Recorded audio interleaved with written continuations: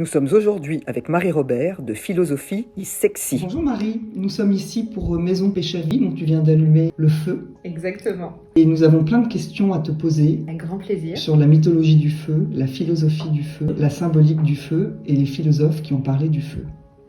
Avec joie. Est-ce que ça t'inspire ? Totalement. Alors en fait, il faut quand même imaginer que dès qu'on parle de feu et de philosophie, évidemment, un nom s'impose, et non des moindres, puisqu'il s'agit de Prométhée et de son frère Épiméthée. Et je crois que c'est important, parce que c'est quand même un des plus jolis mythes, et qui va vraiment placer le feu plus qu'en objet symbolique, en fait, en valeur même de l'humanité.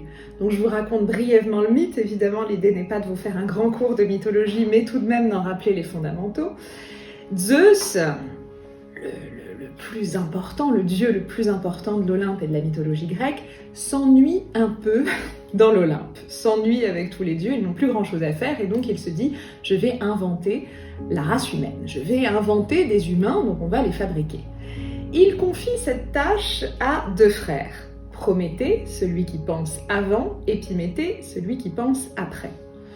Épiméthée est très excité par cette fonction et il va donc s'occuper de répartir toutes les qualités possibles autour du vivant, donc aussi bien les animaux que les hommes. Sauf qu'Épiméthée commence par les animaux. Donc il va donner au jaguar la vitesse, il va donner aux tortues une carapace de protection, il va donner à certains des griffes, à d'autres des poils, pour que tout soit réparti équitablement. Petit problème de notre cher Épiméthée, c'est que dans son excitation et dans son impatience, il oublie les hommes. Donc au dernier moment, il se rend compte que les hommes, il n'y a plus rien, plus aucune qualité à leur donner.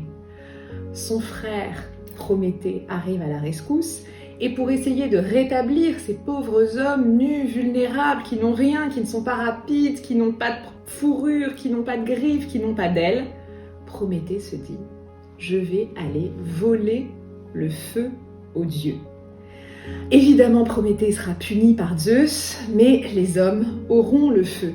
Donc ce qui est important dans ce mythe, c'est de comprendre que c'est le feu qui va donner la possibilité, en fait, aux hommes, aux humains, de lutter contre leur vulnérabilité.